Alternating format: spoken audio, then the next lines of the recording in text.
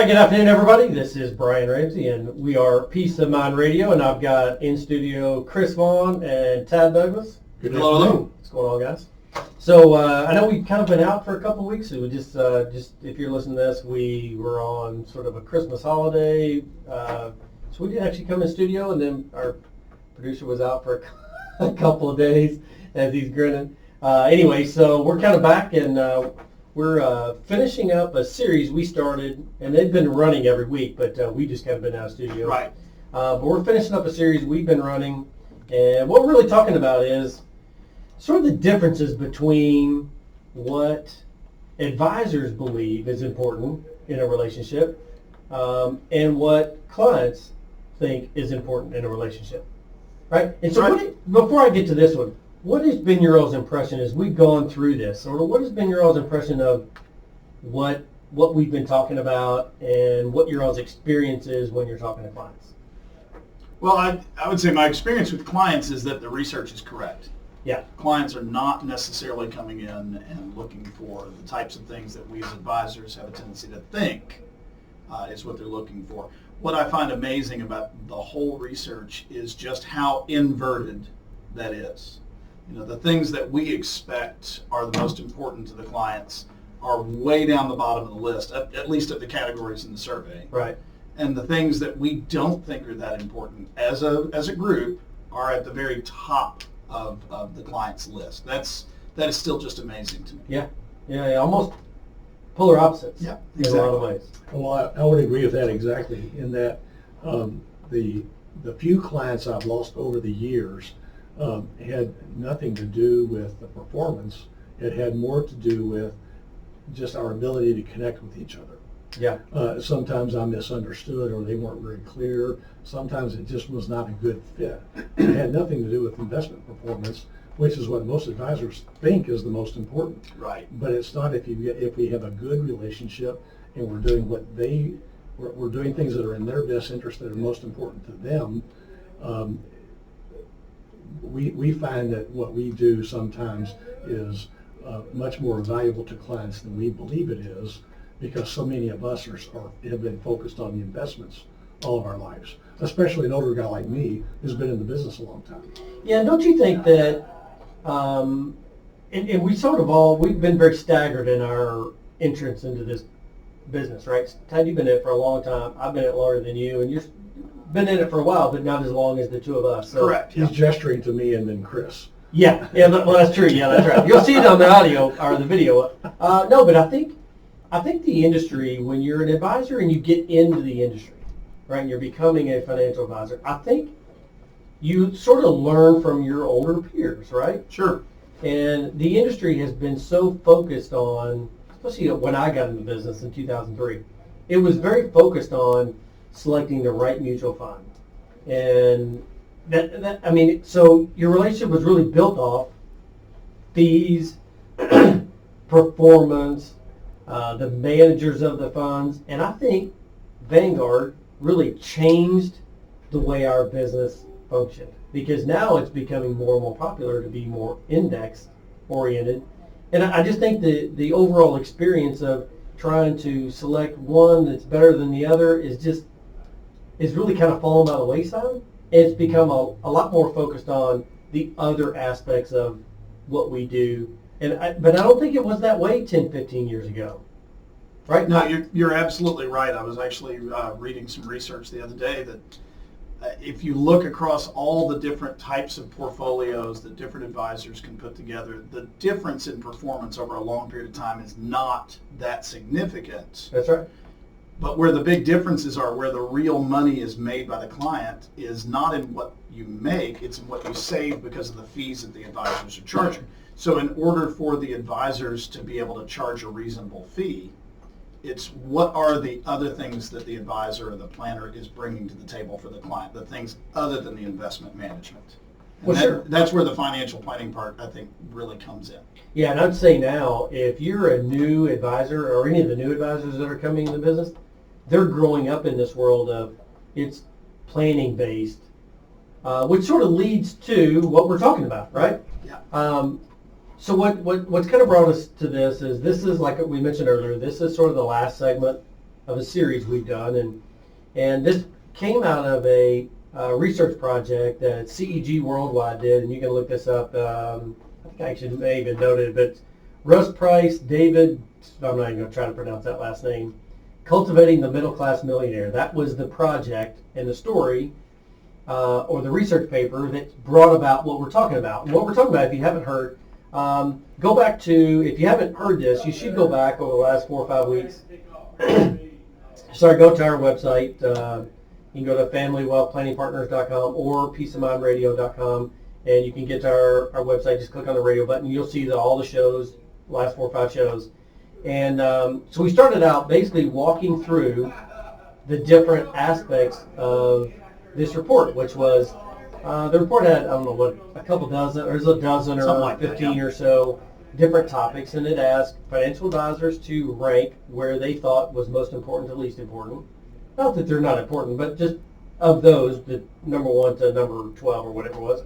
Then they asked clients to do the exact same thing. And what this research paper came to produce was that what you mentioned earlier, Chris, what advisors think is important is almost polar opposite of what clients thought was important. Right. So we didn't go around reinventing the wheel. We essentially read the article and was like, okay, well, if that's the case, then let's focus our practice on things that, out of this report, clients think is the most important, which I will tell you, from my experience over the last 10 years I've been doing this, the conversations are different, the attitudes of clients are different, and I would say the focus of a client is different than it was prior to me getting involved in this, or prior to any of us getting involved in it. Right? It used to be, well, how do you select your mutual funds? And now I have clients that they don't even care. They never ask me that. They're like, hey, how am I doing? Am I saving enough? Am I going to have enough? And what happens, to all my stuff when I'm gone? Those are the kind of conversations I'm having now. So it's been a total change in the conversations we're having, but it's been very, the meetings are very productive, and clients, the response we're getting from clients has been very good. So anyway, all right, so let's, so what we're talking about today, this is sort of the last one, the last piece of this. I want to save it till the end because obviously the clients ranked it as number 1, but when we say what it is, there are a lot of aspects of this that we're going to walk through because it's not as exactly the way it sounds. Right? So we talked about this. So out of all the categories that were presented to the clients ranked number 1 the expertise of their advisor. Now that's not to say we're an expert in everything, right? You don't even have to be an expert in anything. You just have to know how to get access to the experts to get them engaged with your client, which that's what we're going to talk about, is sort of the pitfalls of how to make sure that you're asking the right questions to find out if your advisor is knowledgeable. And the one major pitfall, which we're going to walk through as we walk through today, is if your advisor says that he's an expert in everything, run the other way. You better run hard and fast, because we're never going to say that. And in fact, Chris, you and I were with a client, and they were asking a question. We go, hey, that's for the expert.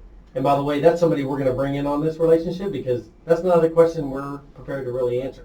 And we can't answer it until we have their input. Right? So we would make sure, but excuse me, we're going to talk about all that today.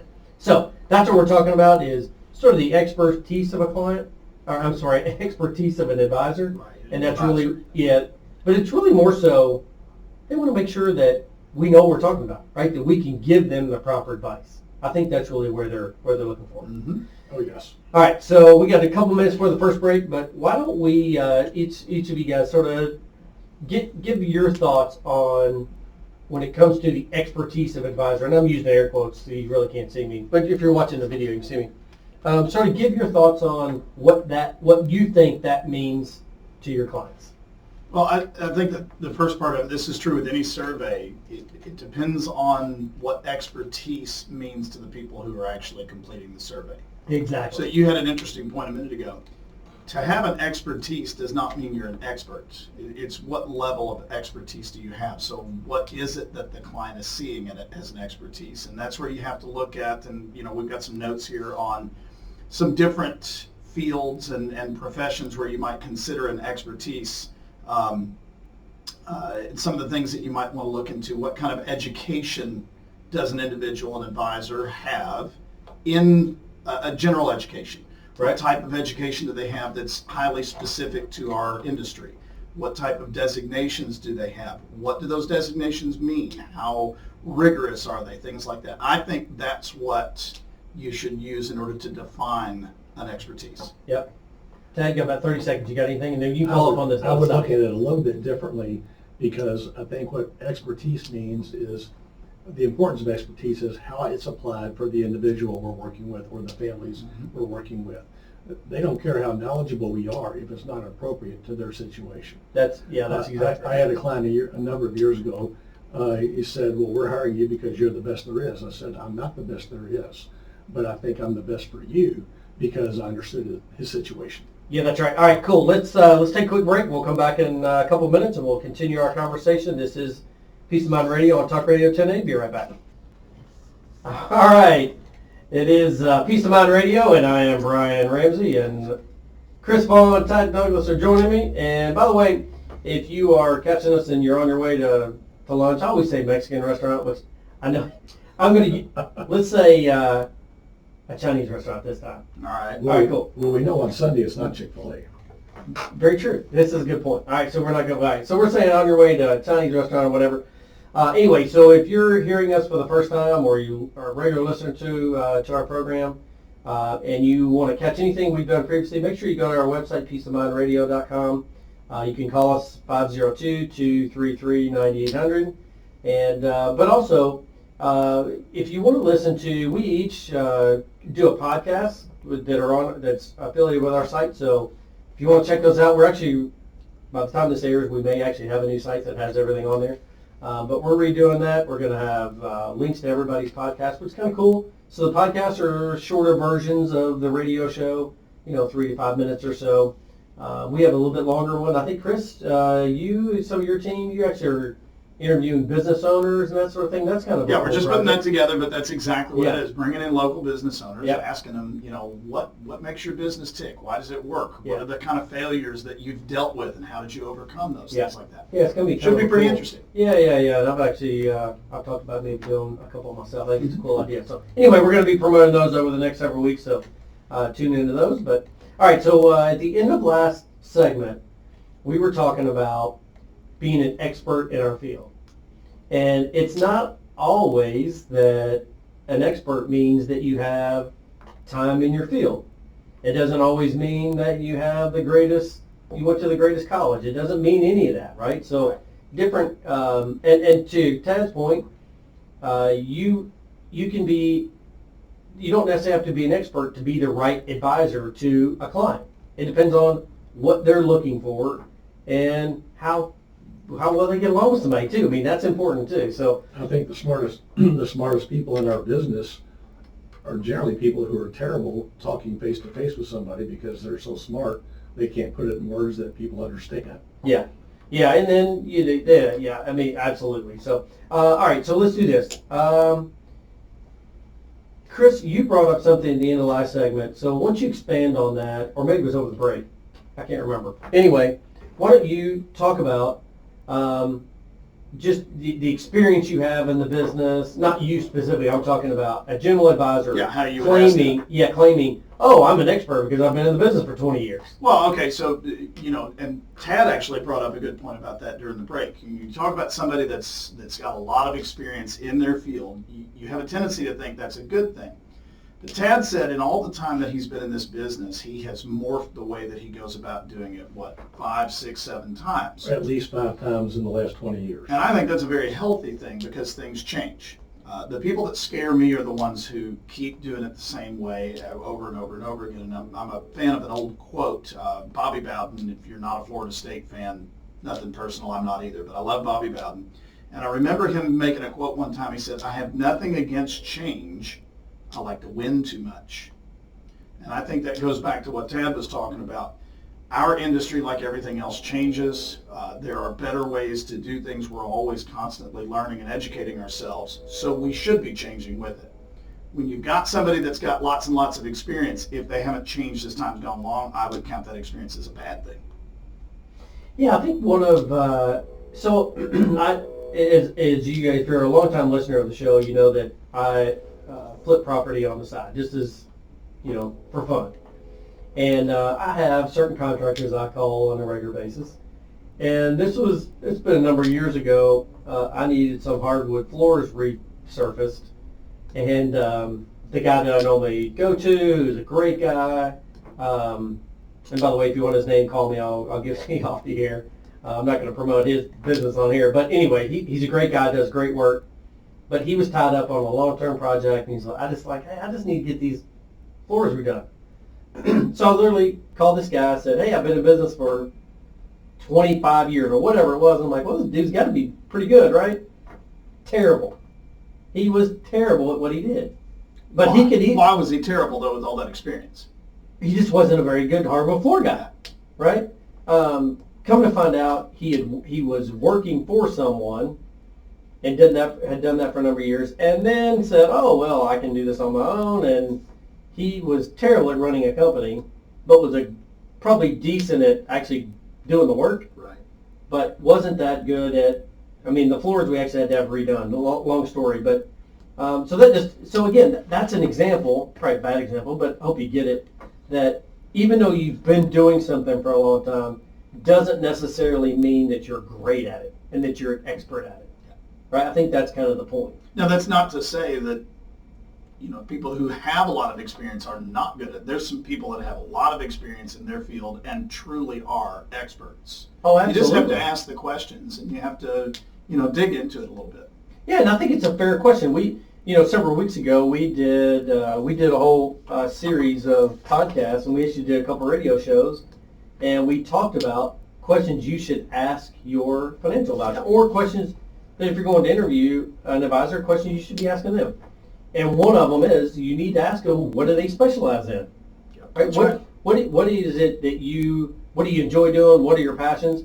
Chris Vaughn and I do an adult literacy program, and when we were going financial literacy. Financial literacy. Thank you. A financial literacy program, and one of there's like 8 sections, I think. Yeah, something 8. like that.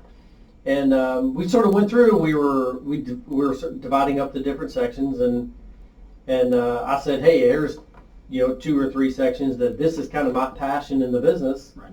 And so I took those 2 or 3 sections. Chris had a couple of sections that he was more passionate about. Not to say that I don't talk about everything else. I just have different areas of our business that I'm more passionate about than others. And with that passion comes a desire to become more knowledgeable. So Absolutely. you become more of an expert in the things that you really are passionate about. Yeah, for sure. And I think it's a really important thing for customers or clients to understand why their advisor is in the business in the first place. As you said, there's a reason why we came into the business. Hopefully it's not just for somebody to make a lot of money. Hopefully it's to serve people. I came into the business because some of the history in my family was with very poor financial management. Yep. And I was determined to change that dynamic. I've done a good job, maybe not as great as I would have liked, but I've done a much better job than my mother and father, who are good, hardworking people. They just didn't understand things. And I've seen some of that with some other relatives that I had. So understanding why somebody came into the business can give you a clue, because someone who is passionate for a specific reason or a couple of reasons means they're going to work a little bit harder to make certain that they're continuing to fulfill those obligations. Yeah. Oh yeah, for sure. And that's a great way to put it. That's another great question. Why in the world are you even in this business? How'd you get into it? Because everybody has their backstory, which is, maybe we'll do a show on that. I think that's a good idea. Yeah, write that. Note that. We'll do a show on that. Okay, so we got a couple minutes here, and I want to continue our conversation around, the top of. So we're talking about this survey, and the survey was, rank these 12 or 13 different criteria, and clients ranked it, and we've sort of been walking through that. And today we're talking about what clients found as the most important to them. And now the category one of the points of the criteria was expertise of their advisor. And what we're walking through today is sort of what we think that means. That's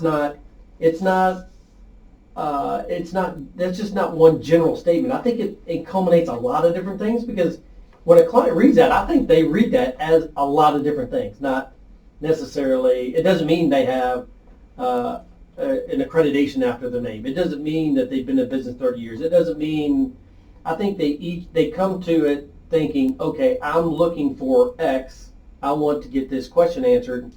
And I believe Chris Vaughn and Todd Douglas have the experience, or the expertise in air quotes, if you will, that helps me get the answers that I'm looking for, right? And I think that's what we're talking about. So if you're driving to the Chinese restaurant and I know, and you got questions, or you want to come see us to find out what our passions are, or see what our expertise is as a group, go register for a free meeting. You can come see us for an hour. We're not going to charge you anything for that. And you can pick our brains, see if we're the right, in air quotes, expert for you guys. So anyway, let's take another break. It is Peace of Mind Radio on Talk Radio 1080. We'll be right back. All right, it is Peace of Mind Radio, and what's the name of this song? Cat Scratch Fever. That's right, Cat Scratch Fever. Ted Nugent. Oh, man. Who was it? Somebody was telling me, didn't you tell, it wasn't him that went to Congress or whatever, and Oh, no, that was the guy from Twisted Sister? from Twisted Sister. Yeah, that's right, you were telling me that. Okay, all right, so we totally digressed there for a second. All right, this is Peace of Mind Radio, and I am Brian, and we got Chris and Tad in here. I was getting ready to say Stan. I almost said it. I totally caught myself. One of these days I will be offended by it. I know. All right, so we're going to continue our conversation around, sort of what clients are looking for in the survey. And if you didn't catch it, go back and go to peaceofmindradio.com. You'll see the last 4 or 5 shows where we've been talking about this. And just as full disclaimer and disclosure, when we say expertise, we're talking about the information in this survey. We are not by any stretch of imagination saying we are an absolute expert. In fact, we've said earlier in the show that we have passions and we're very knowledgeable in certain fields, but I wouldn't classify myself as an expert. Although we have designations and we have education and we've been in the business for a long time, and so some people may classify us that, but just as full disclosure, we are not saying that keep people off our back, I hope. I'm not saying that. All right, so one of the things that we talked about was, we mentioned earlier, was when you go see an advisor, every advisor has different passions about the business, and they're passionate about certain aspects. If you're seeing an advisor and they say, "Oh, I'm passionate about everything," run. And that's just simply not true. We all enjoy all aspects of our business for the most part, but we have certain passions that we have that really drive us and drives conversation, and clients are more attracted to us based on their interest or need, based on what we're passionate about, right? Yep. So I'll make one thing, I'll let you guys chime in. So on the investment side, that is not something I'm overly passionate about, right? I'm not going to do research on a stock.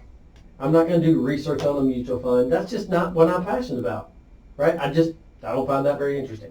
Although I do it because I should do it, but it's not a passion of mine. So if I have a client that comes in that they're really into stock trading and put calls and call options and all that good stuff, that is just not something, they're not going to be a great fit for me, because that's just not my passion, right?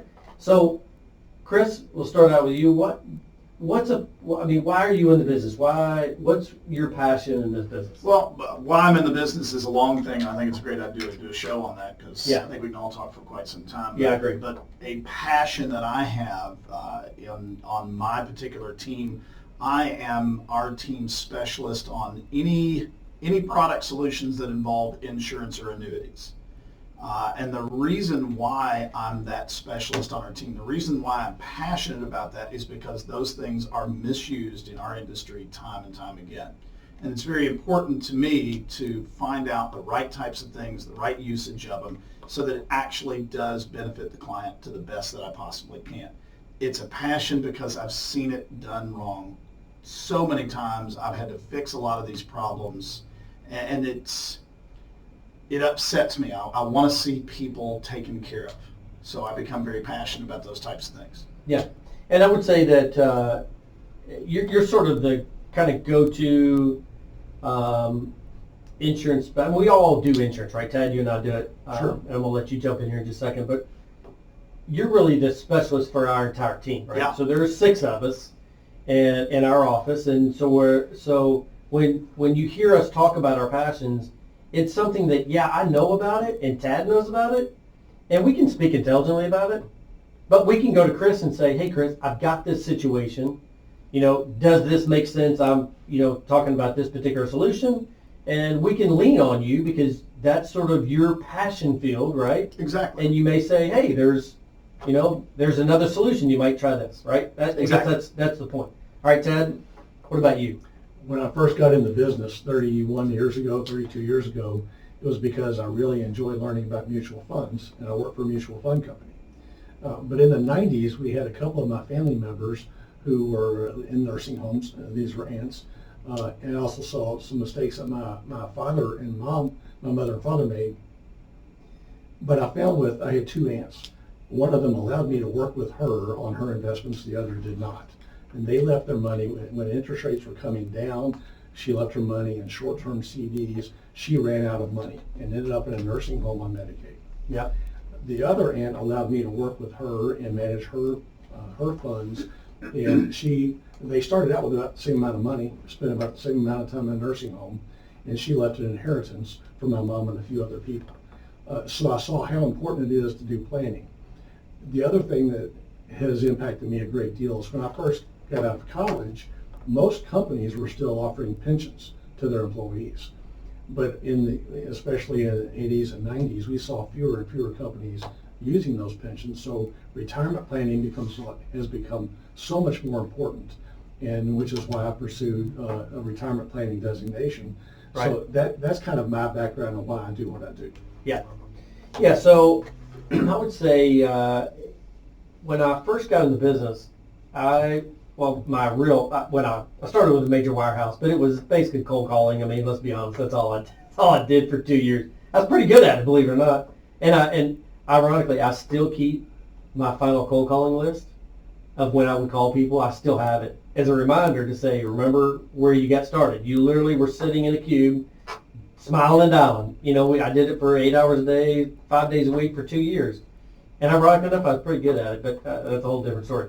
But when I really got introduced into the business, I was really on the asset management side. So I worked with foundations and 401k plans and some individuals. I mean, we still had some, but it was really more on the institutional side.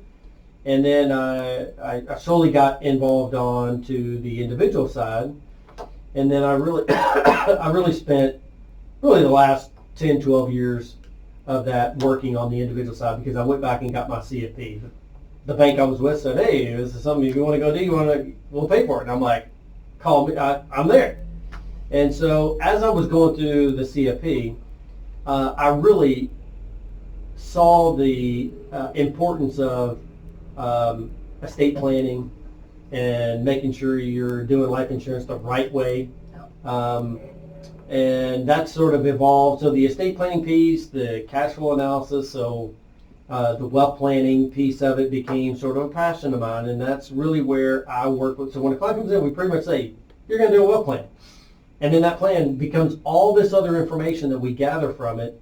But that's really where my passion is. And even from the estate plan side, which you guys both know, I really harp on, trust planning. Yes, you do. Almost to a fault. Wow, you do. I get it. But am I wrong? No, watching people interact with you when you're talking about that particular subject, you get really passionate, and at first you're like, oh my gosh, he's crazy about this. Yeah. And then you start seeing it, and you realize just how valuable and how important it is to do it. And that's why you're passionate about it, because you recognize just how important it is. And most Well, people don't. And I've seen it gone wrong. Yeah, that's exactly. That's part of the other side of it, and that's my story that I always tell. I tell it in our class. Yep. I tell it to clients, and it is a real case I worked on, and I show how it went totally wrong. And that's why, Ted, you mentioned it when you said, why you got in the business. I've seen it go wrong. That's why I'm passionate about it, to make sure I don't ever want that to happen to another client.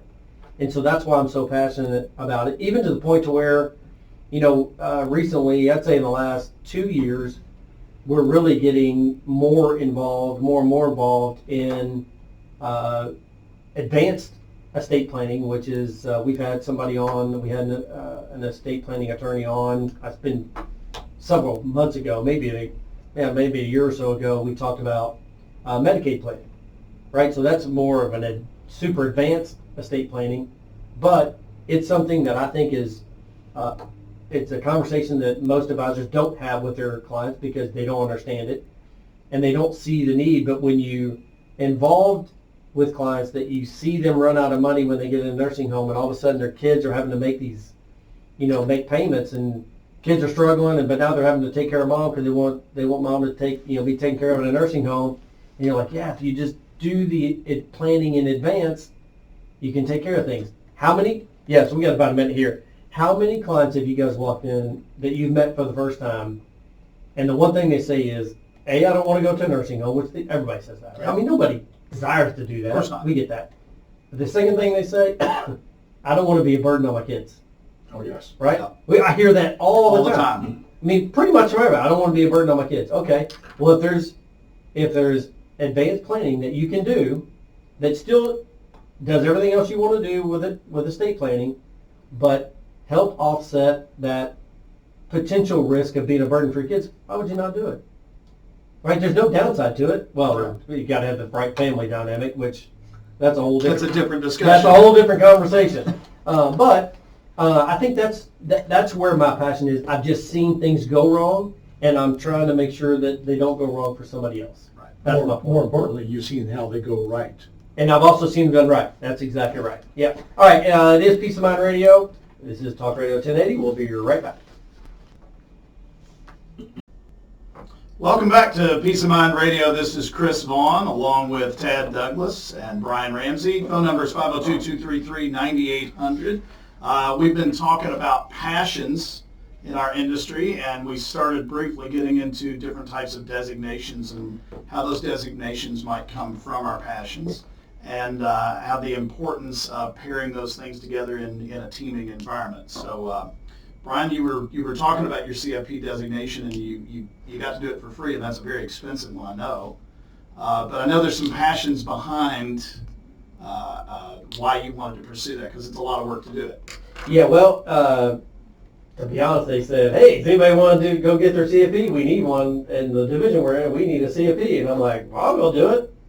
So at the time, I didn't really know what my passion was going to be. Okay. It really came out of going through that process, because it was a pain in the patootie. I mean, it was a year-long, it's a serious commitment. I mean, probably the reason why I got divorced. No, that's a whole different conversation. That was part of it, but that's a whole different thing. No, so I was probably a little bit different in that when I went through it, I thought, oh, this is going to change, it's going to change the way I really thought that I had to have it to be successful in the business, which you don't.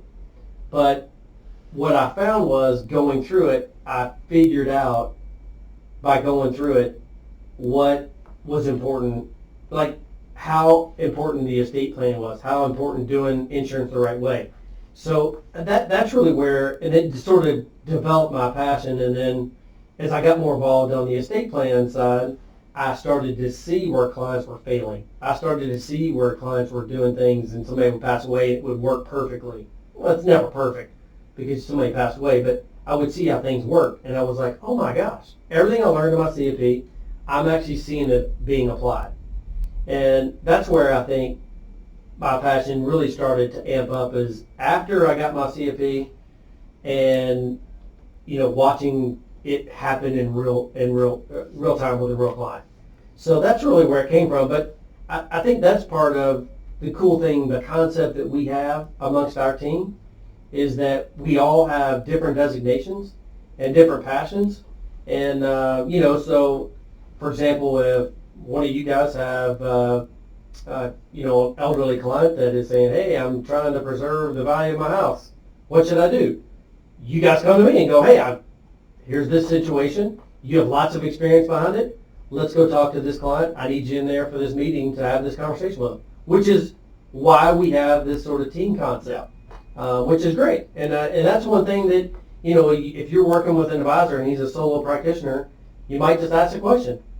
Well, are you an expert at everything? Or how do you position yourself with other folks in the, how do you get that area of expertise? Right. I think that's what's important. So, Ted, you were gonna over the break you were talking about a few things. So, I'm trying to remember what I was talking about. Well, we were talking about just having passions and your certification is what we're talking about. I've got 2 certifications. Yeah. I'm actually about halfway through the CFP, and I kind of got sidetracked with that.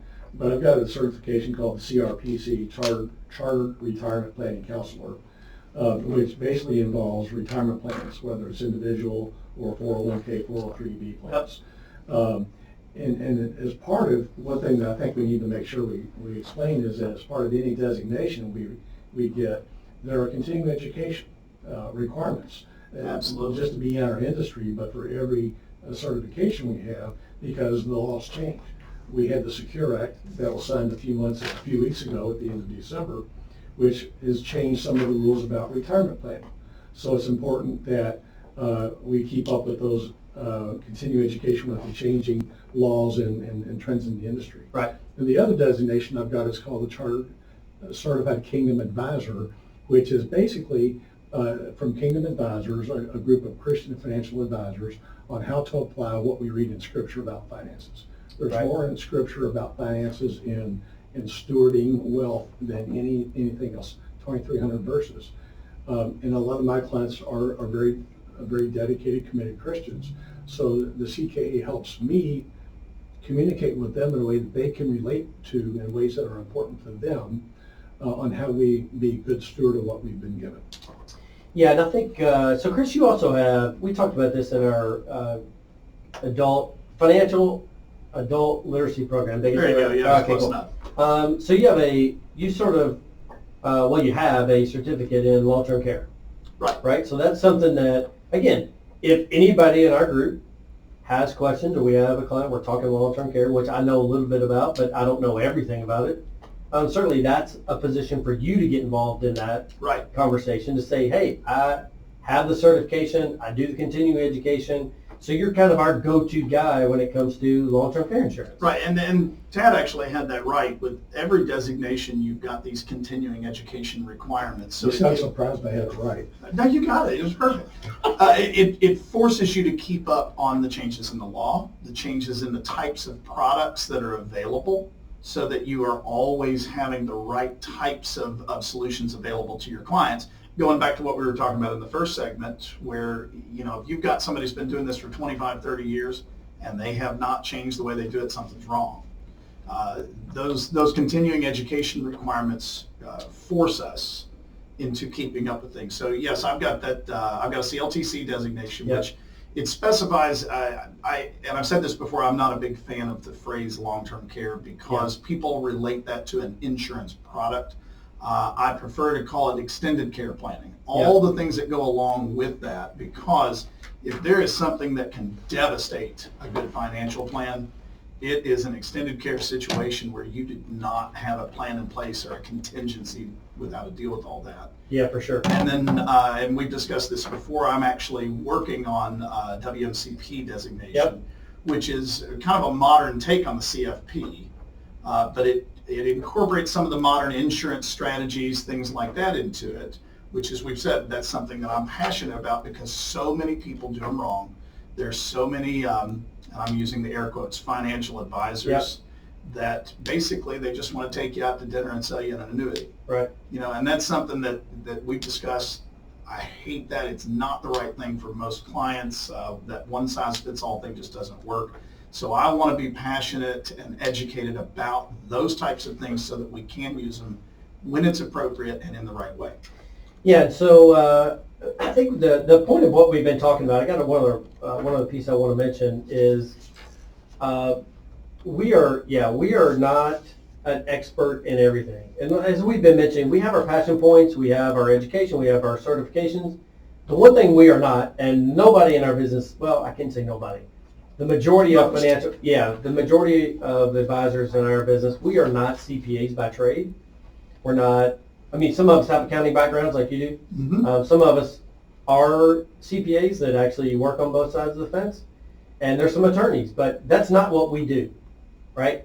However, it is very important that you understand that a lot of the planning that we do involves decision makers or advisors that give you advice from a tax perspective or give you legal advice. So that is not what we do, although we talk about that stuff, but we're going to engage your attorney, we're going to engage your tax preparer, your CPA. They're part of your overall team, and that's how we look at it. And when you come on as a new client, we're going to have that conversation with that CPA or that tax preparer or that attorney and say, hey, we're all one big team here. You need to be on board because we all need to make sure that we're giving the same advice to this particular client, right? So we're going to make sure that we're acting as one big team and we're not, getting advice, because that is one thing I see a lot. A CPA will give advice to a particular client and the advisor is given them advice and it's contrary to each other. Yep. It's not complementary. I like the fact that when we're going through our end of year progress meeting, Yep. we tend to focus on taxes. We tell clients, if you have an accountant or a CPA that you work with, we really would like for them to be in the appointment with us. Absolutely. Part of a good team. Yeah, so I guess at the end of today we're getting ready to wrap it up, but look, if you want to come see us, peaceofmindradio.com. You can go to any of our team contacts and schedule for a 1-hour meeting. It's all complimentary. We're not going to charge you for that. Our phone number 502-233-9800. Listen, next week we're going to talk about mortgages, I think, next week, right? Yeah, All right, everybody have a good week. We'll talk to you guys next week. Thanks for tuning in. Thanks. Hey, thank you so much for watching today. We really appreciate it. If you like today's content, make sure you hit the thumbs up button. If you want to make sure you receive any future content we put out, make sure you hit the subscribe button right below this video. And if you like the content, make sure you share it. We would greatly appreciate it.